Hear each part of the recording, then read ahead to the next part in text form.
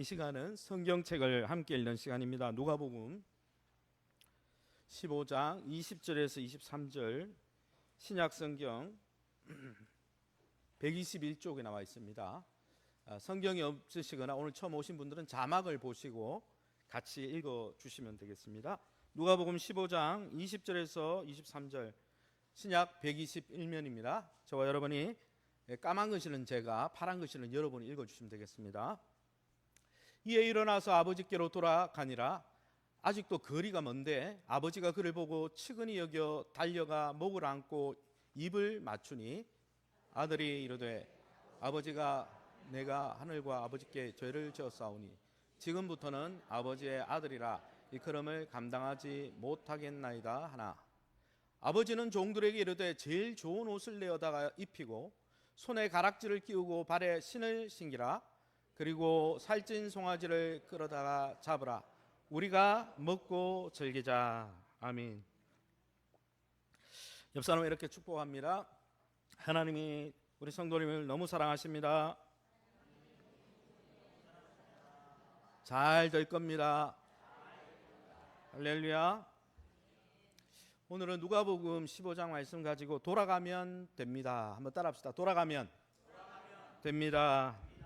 그런 제목으로 말씀을 함께 나누기 원합니다. 먼저 오늘 이렇게 함께 해주신 우리 오늘 교회 첫 방문이거나 또 이 초청 집회 때문에 함께 해주신 분들을 위해서 격려의 박수 한번 칩시다. 하나님 감사합니다. 저는 이 교회를 섬기는 담임 목사 정지훈 목사인데 가수 비하고 이름이 똑같아서 제가 예전에 유치부 사역 250명 유치부 사역할 때 비 목사다 그런 이야기를 했습니다. 여러분에게 각인시켜드리기 위해서.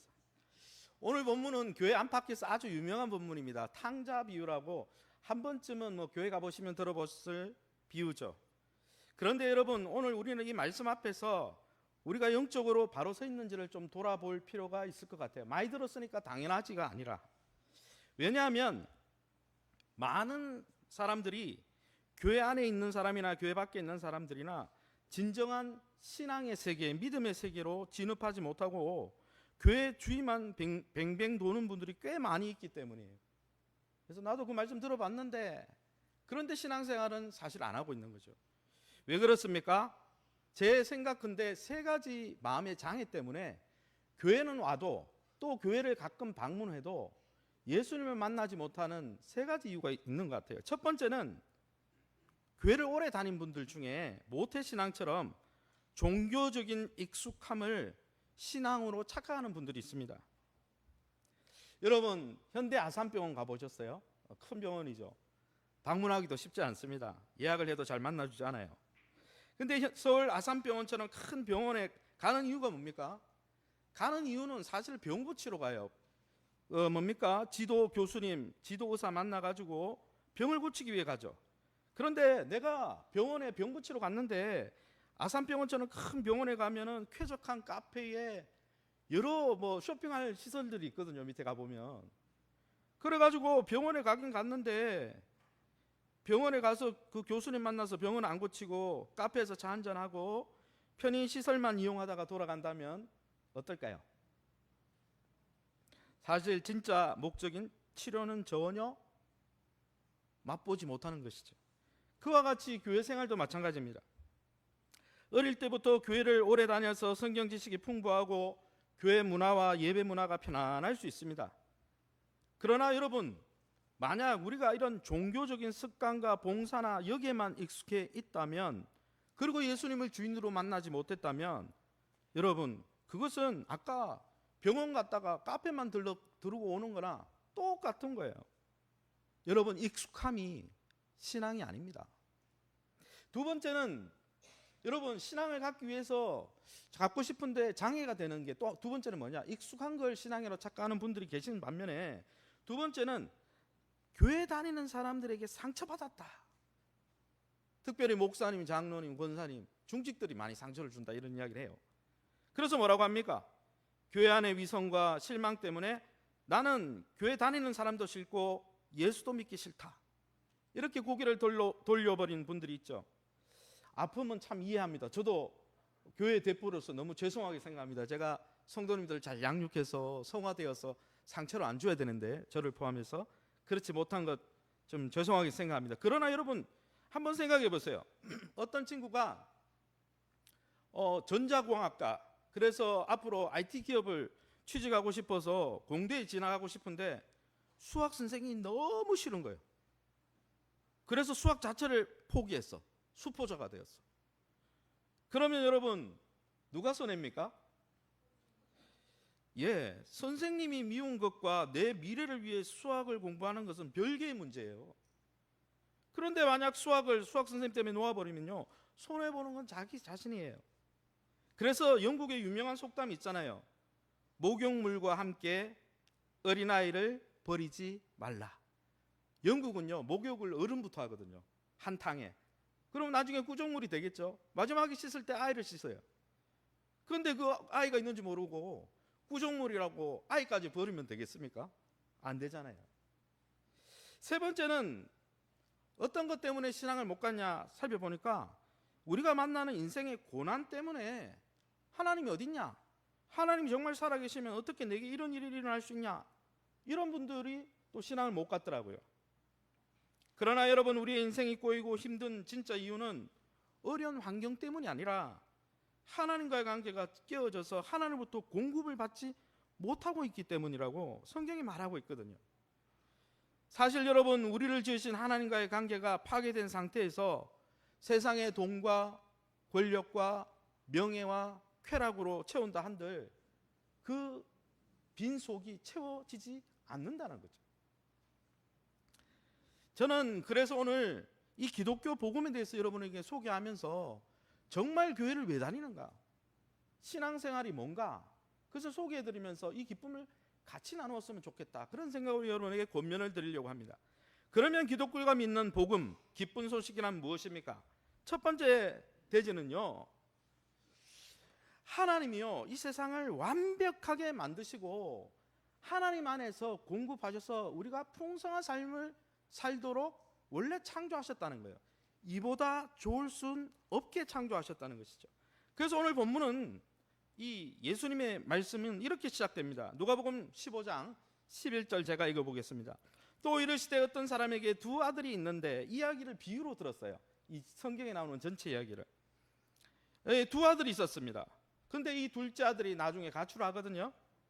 그런데 이 두 아들이 아버지 집안에 있을 때 그곳에는 결핍이 없었습니다. 왜냐하면 아버지가 가사일을 돌보고 기업을 경영하면서 아이들이 필요한 모든 것들을 완벽하게 보호하고 공급해 줬기 때문에 결핍이 없었어요. 그래서 17절에 우리가 읽지 않았지만 읽어보면 그 집의 종들조차도 풍성한 삶을 누렸다, 이렇게 설명하고 있습니다.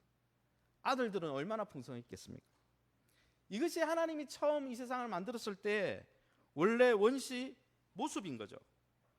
인간은요, 우리 사람은요, 내가 우주의 중심이 되고 진리가 되고 세상의 중심이 되어서 아등바등 살아가면서 억지로 내 갈급함을 채우는 그런 존재로 지음받은 것이 아니고요, 창조주 하나님을 중심에 모시고 그 하나님 품 안에서 완벽한 공급을 누리면서 풍성한 삶을 살아가도록 하나님 원래 만드셨다는 것이죠.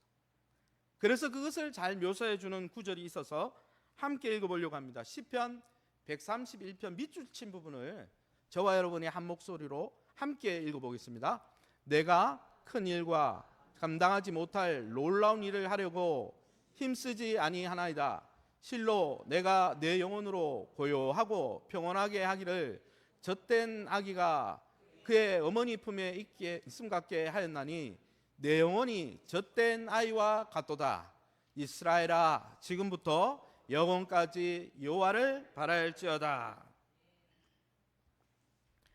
이 성경에 읽어보면은 갓난아기가 엄마 품에 안에서 새록새록 잠든 그 모습을 표현하고 있습니다. 저 모습이죠. 여러분, 가태어난 아이가 가장 안전하고 행복한 곳은 어디일까요? 바로 엄마 품이에요. 뭐 수희 아저씨 품도 아니고 옆집 아저씨 품도 아니고. 갓난아이는요, 스스로 돈 벌 생각하지 않습니다. 더 많은 일을 해서 내가 어떻게 살아야지 염려하지 않습니다. 왜냐하면 부모라는 완벽한 사랑의 울타리가 있어서 그 울타리 안에 있을 때는요, 아기가 아무런 걱정 없이 편안히 새근새근 숨을 쉬고 잠들고 휴식을 취할 수 있는 거예요. 왜냐하면 부모가 모든 필요를 공급해 주기 때문이죠. 이런 아기에게 참된 평안과 자유는요, 부모 품에 있을 때 누릴 수 있는 거예요. 만약 부모를 잃어버리거나 부모를 떠나면 깨어지는 거죠. 인간 역시 마찬가지입니다. 하나님은 우리가 하나님의 형상대로 지음받아서 하나님의 주권과 하나님의 통치, 그 하나님의 품 안에 살면서 하나님을 주인으로 모시고 살면서 하나님의 품 안에서 가장 안전하고 완벽한 삶을 살도록 지어주셨다는 거예요. 그런데 복음의 두 번째 대지가 무엇이냐? 이 관계가 계속 유지됐으면 우리가 행복했겠죠. 두 번째 대지는 무엇이냐? 우리가 우리를 돌보아 주시고 우리를 만드시고 우리를 양육하시는 하나님을요, 밀쳐내고 내가 주인이 되겠다, 내가 하나님이 되겠다, 나는 하나님 필요 없다, 내가 고아가 돼서 내 삶은 내가 개척하겠다, 그렇게 했다는 것이죠. 이것이 인간의 비극입니다. 본문 12, 13절에 이렇게 되어 있습니다. 제가 읽어보겠습니다. 그 둘째가 아버지에게 말하되 아버지여, 재산 중에서 내게 돌아올 분깃을 내게 주소서 하는지라. 며칠이 안 되어 둘째 아들이 재산을 다 모아가지고 먼 나라에 가 거기서 허랑방탕하여 그 재산을 낭비하더니. 이 원문을 읽으면 자본주의에 익숙한 우리는 저 자식이 아버지 돈 다 낭비해버렸네, 이렇게 돈 낭비한 것에 꽂힐 수도 있습니다. 그러나 더 중요한 요지는, 예수님이 말한 요지는 돈을 낭비했다는 게 아니에요.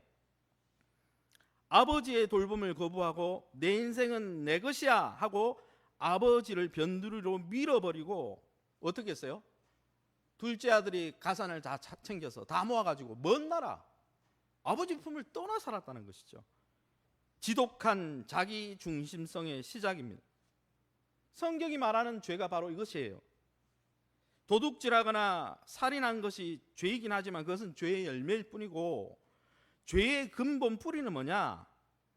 내가 세상의 기준이 되고 내가 하나님이 되겠다, 그래서 내가 내 인생의 주인이 될 거야, 이렇게 외치는 자기 중심성이 성경이 말하는 죄입니다. 그러나 어떻습니까?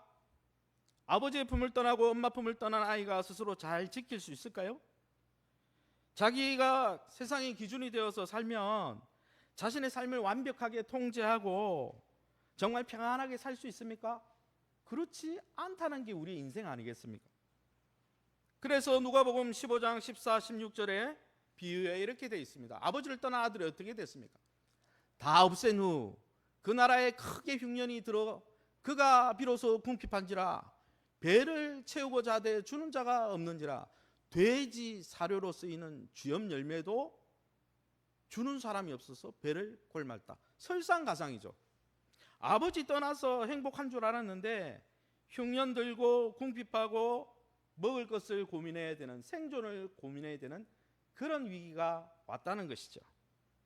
여러분, 하나님을 떠나 내가 주인 되어서 부모 없이 영적 고아가 된 인간의 결말은요, 비참한 영적 갈급함과 외로움과 파멸밖에 없다는 거예요. 그것은 우리가 인생을 살아가 보면 20대 때는 잘 못 느껴요. 30대, 40대, 50대, 60대 살아가 보면 너무 많이 느껴지는 것 같아요. 사실 저는 예화를 하나 들어보겠습니다. 사실 우리 몸에 있는 정상세포는요, 몸의 뇌의 통제를, 또 몸의 통제를 잘 따르면서 상생한다고 합니다. 서로 주고받으면서 영양분을. 반면에 뇌의 통제를 거부하고 몸의 통제를 거부하고 오직 자기 자신의 증식만을 위해서 주변 영양분을 독식하는 세포가 있는데, 그 세포가 무슨 세포인지 아세요? 암세포입니다. 여러분, 암세포의 특징은요, 지독한 자기중심성입니다. 제가 암세포 띄우려다가 아침에 너무 끔찍해서 안 띄웠어요. 전체 몸의 질서가 깨지든지 말든지 나만 괜찮으면 돼, 그러고 막 영양분을 폭주하죠. 가져가죠. 그리고 엄청나게 증식합니다. 주변 세포는 다 죽죠. 그런데 어떻게 됩니까? 몸이 죽으면서 암세포 자신도 망하고 마는 것이죠. 제가 왜 이 암세포 이야기를 하느냐? 하나님 밀쳐내고 이웃 밀쳐내고 주변의 가족도 밀쳐내고 주변 사람들 다 밀쳐내고 내가 중심이 돼서 나만 위해서 살아야지, 이런 인간적인 죄가 영적인 암세포 같다는 것입니다. 내 뜻, 내 유익만을 구하면서 앞만 보고 질주하지만 그 결국은 어떻습니까? 자기 영혼을 스스로 갉아먹는, 치명적으로 무너져버리는 삶이 하나님을 떠난 자기중심적인 우리의 삶이라는 것이죠. 그런데 여러분, 참 감사한 게 있습니다. 이렇게 자기중심적으로 살면서 나만 그러면서 하나님의 마음을 후벼파고 아내의 마음을 후벼파고 주변 사람들의 마음을 불편하게 만드는 이런 우리의 죄악을 대신 져주시기로 하나님이 하셨다는 거죠. 예수님을 보내서 이런 자기중심적인 죄 때문에 하나님이 분노하고 계신데, 또 주변 사람들이 불편한데 그 죄값을 십자가 위에서 대신 져주셨다는 거예요. 오늘 본문에 읽어보면 아버지를 떠나니까 비참하구나, 이걸 인지하고 깨달은 아들이 어떤 행동을 합니까? 누가복음 15장 17절에서 19절입니다. 제가 읽어보겠습니다. 이에 스스로 돌이켜 이르되 내 아버지에게는 양식이 풍족한 품꾼이 얼마나 많은가, 내가 일어나 아버지께 가서 나를 품꾼의 하나로 보소서 하리라. 이 본문을 읽어보면 드디어 인지했죠. 아버지의 품을 떠나니까 내가 주인 되어서 나만을 위해서 사니까 행복한 게 아니네. 아버지 품으로 돌아가야 되겠네. 부모의 품을 떠나 아버지의 품을 떠나 스스로 주인되려 했던 삶의 대가가 얼마나 처절한지를 인지하고 깨달은 거죠. 그래서 어떻게 합니까? 내가 이 문제를 해결할 수 없으니 절망스럽지만 아버지께로 돌아가야 되겠다. 이걸 잘한 거예요. 그래서 실제로 어떻게 합니까? 누가복음 15장 20절에 이런 생각만 한 게 아니고 이렇게 했습니다. 우리 같이 읽어보겠습니다. 이에 일어나서 아버지께로 돌아가니라. 아버지가 그를 보고 측은히 여겨 달려가 목을 안고 입을 맞추니. 여러분, 성경에 읽어보면 아버지께 돌아가기로 했어요. 내 문제가 아버지께 돌아가지 않았기 때문이구나, 내가 중심되어서 살아서 내 인생이 오히려 곰핍하구나, 이걸 인지한 아들은요 돌아갔어요. 돌아갔는데 아버지는 먼저 나와 있었어요. 거리가 먼데 집 바깥에 나와 있는 거예요. 길바닥에 나와 있는 거예요. 매일같이 언제 오나 기다린 거죠. 아버지는 아들의 더러운 죄악을 캐묻지 않았습니다. 너 창기하고 돈 썼지, 너 내가 유산 물려줬는데 어떻게 했냐, 이렇게 말하지 않았어요. 오히려 성경에 읽어보면 누가복음 15장 22절에 23절에 이렇게 말씀하고 있습니다. 종들에게 이르되 제일 좋은 옷을 내어다가 입히고 손에 가락지를 끼우고 발에 신을 신기라. 우리가 먹고 즐기자. 아들의 신분과 권리를 조건 없이 회복시켜줬어요. 따져 묻지 않았어요. 아들이 받아야 될, 자기 중심적으로 살면서 피해본 그 피해를 고스란히 아버지가 떠안고 그 아들을 수용해 주기로 한 거죠. 그것을 성경에 이렇게 묘사하고 있습니다. 베드로전서 3장 18절입니다. 그리스도께서도 단번에 죄를 위하여 죽으사 의인으로 불의한 자를 대신하셨으니 이는 우리를 하나님 앞으로 인도하려 하심이라. 내가 곧 길이요 진리요 생명이니 나로 말미암지 않고는 아버지께로 올 자가 없느니라. 여러분, 우리가 지은 죄, 자기 중심적으로 살면서 하나님의 마음을 아프게 하고 힘들게 하고 진노케 한 그 모든 죄는요 우리 힘으로 해결할 수가 없어요. 그래서 아버지께 돌아갈 수 있는 면목이 없어요. 그런데 하나님은 오늘 그냥 잔치를 벌인 아버지처럼 독생자 예수님을 이 땅에 보내가지고 우리가 자기 중심적으로 살면서 잘못 살았던 모든 죄값을 예수님께 전가해서 예수님이 십자가 위에서 우리 대신 죄값을 지불하도록 하시고 길이 되어 주신 거예요. 예수님을 통해 다시 아버지께 돌아갈 수 있는 길을 열어주신 것이죠. 이게 복음입니다. 그런데 여러분, 무엇입니까? 구슬이 서마리아에도 꿰어야 보배죠. 백날 이런 이야기를 들어도 소용이 없어요. 저도 많이 들었었거든요. 구슬이 서마리아도 꿰어야 보배인 것처럼 내가 반응을 해야 되는 거죠. 복음의 네 번째 원리는 내가 응답하고 리액션 해야 한다는 것이죠. 특별히 코페르니쿠스적 전환을 시도해야 한다는 것입니다. 사실 아버지가 베푼 잔치는요, 아들이 아버지의 용서를 받아들이고 아버지 품에 안겼을 때 잔치가 시작됩니다. 아들의 마음에는 위대한 변화가 일어났어요. 처음에 집 떠날 때는 내 목 주세요, 내 마음대로 살 거예요, 아버지 필요 없어요, 그리고 이방을 갔는데 돌아올 때는 어떻게 합니까? 나를 종 중에 하나로 보소서, 겸손하게. 자기 중심적인 고집을 아집을 꺾고 이제는 아버지를 주인으로 모시고 아버지를 아버지로 모시고 아버지의 통치 아래 항복하겠다, 이렇게 백기를 든 거죠. 여러분, 예수 믿는 신앙생활은요, 종교적인 액세서리 하나 추구하는 게 아닙니다. 취미생활 하는 게 아니에요. 성경이 말하는 신앙생활은 내 인생의 주인이 바뀌는 겁니다. 원래 내가 주인이어서 세상은 내 중심으로 돈다, 우리 가정도 내 중심으로 돌아야 되고 교회도 내 중심으로 돌아야 되고 지역사회와 직장도 내가 주인이야, 내가 내 중심으로 돌아야 돼, 이렇게 불편하게 살았던 그 주인의 자리를 내려놓고 원래 하나님이 주인이었잖아요. 하나님이 주인입니다, 이렇게 말하는 게 신앙생활이는 거예요. 16세기에 유명한, 한번 이걸 올려주세요. 16세기 전까지는요, 인류가 믿었던 천문학이요, 천동설입니다. 저기 오른쪽에 지구가 중심이고 태양도 달도 다 지구가 중심이기 때문에 자기를 중심으로 돈다, 이렇게 생각했죠. 그렇게 천동설을 믿다 보니까 지구 중심으로 우주를 측량해 보니까 항로가 다 꼬이는 거예요. 안 맞는 거예요. 원래는 천동설이 아니고 지동설이잖아요. 근데 지구가 중심이라고 측량해 보니까 다 문제가 생기는 거예요. 그때 16세기에 여러분이 아시는 코페르니쿠스가 나타났습니다. 그러고 뭐라고 이야기했습니까? 중심은 지구가 아니라 태양이야. 지구는 지동설, 지구를 포함한 모든 것들은 태양이 주인인데, 태양이 중심인데 그 주변을 도는 거야. 이렇게 천문학이 바뀌자 완벽하게 항로가 찾아지고 복잡했던 수치들이 다 맞아 떨어지는 거죠. 넘겨주세요. 그와 마찬가지로 기독교 신앙은 우리 영혼에 일어나는 코페르니쿠스적 전환입니다. 그전에는 어떻게 했어요? 원래 하나님이 주인인데 내가 왕자에 앉아서 나 중심으로 돌아야 돼. 세상은 내가 기준이야. 내가 기준인데 왜 저 사람은 저렇게 안 하는 거야? 그럼 마음이 불편하죠. 하나님 앞에서도 그렇게 하고 사람들 앞에서도 그렇게 살았죠. 그런데 여러분, 예수를 믿는다는 건 뭡니까? 원래 하나님이 주인이니까 나는 하나님의 주변을 도는 작은 존재일 뿐이야. 하나님이 주인이야. 주인의 자리를 넘겨드리는 거죠. 그냥 하나님을 내 소원이나 들어주는 알라딘의 지니처럼 착각하다가 조종하다가 이제는 그렇게 하는 게 아니고 내 인생의 중심의 축을 나에게서 하나님께로 뒤바꾸는 거예요. 하나님이 주인이고 하나님이 말씀하시면 나는 거기 협력하겠습니다. 이제 말씀을 정리할까 합니다. 사랑하는 성도 여러분, 또 우리 초대된 우리 여러분, 우리는 지금까지 내 인생의 가장 안전한 울타리가 내 생각, 내 통제력이라고 믿고 살았습니다. 그러나 솔직히 보십시오. 부모를 떠나 아버지를 떠난 영적 고아처럼 스스로 주인 되어서 살았던 삶의 결과가 무엇입니까?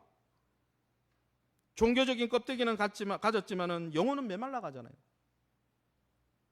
우리 안에 내 스스로 뭔가를 많이 하고 있지만은 영적으로 결핍돼서 채워지지 않잖아요. 그것은 환경의 문제가 아니에요. 중심축이 뒤틀려서 자기 중심적으로 하나님이 주인인데 하나님 걷어차고 지동설이 맞는데 천동설이라고 생각하고 계속 돌아가면요, 꼬이고 엉켜버리는 거예요.